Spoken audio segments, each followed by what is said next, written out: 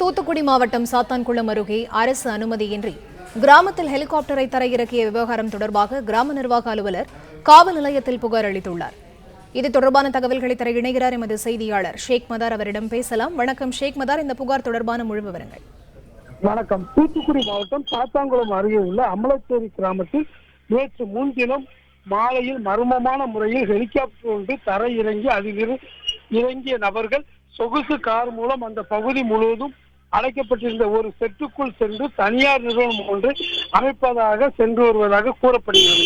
இந்த நிலையில் அந்த பகுதி இந்தியா மற்றும் அமெரிக்கா நாட்டின் கொடிகள் பறக்கவிடப்பட்டு இருந்தது. மேலும் அந்த பகுதியில் தூத்துக்குடி மாவட்ட ஆட்சியர் லட்சுமிபதி மற்றும் சமூக நலத்துறை அமைச்சர் கீதா ஜீவன் ஆகியோர் புகைப்படம் பொறிக்கப்பட்டிருந்த விளம்பர பேனர் ஒன்றும் அமைக்கப்பட்டிருந்தது. இந்த நிலையில் இதன் காரணமாக ஹெலிகாப்டர் வந்து இறங்கியது தெரிந்து அப்பகுதி சேர்ந்த கிராம மக்கள் பீதி அடைந்துள்ளனர். அந்த பகுதிக்கு ஓடோடி சென்று வந்தனர். மேலும் தங்கள் பகுதியில் ஹெலிகாப்டர் தரையிறங்கியது மிகுந்த அச்சுறுத்தல் உள்ளாகியதாக உள்ளது. இந்த நிலையில் அந்த சம்பவம் தொடர்பாக கிராம நிர்வாக அலுவலர் வேல்முருகன் இது தொடர்பாக சாத்தான்குளம் காவல் நிலையத்தில் ஒரு புகார் மனு ஒன்றை அளித்துள்ளார். இதில் எந்தவித அரசு அனுமதியின்றி மற்றும் மாவட்ட ஆட்சியர் உத்தரவின்றி இந்த பகுதியில் ஹெலிகாப்டர் வந்து தரையிறங்கியது தெரிய வந்துள்ளது.